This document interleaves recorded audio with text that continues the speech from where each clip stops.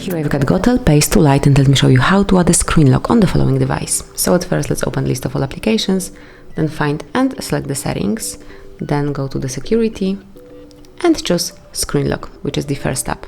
And now choose whichever screen lock you would like to have, so it can be pattern, pin code or the password. I will pick pattern, and now draw the unlock pattern. Click on continue and then draw it one more time for confirmation. Tap on confirm.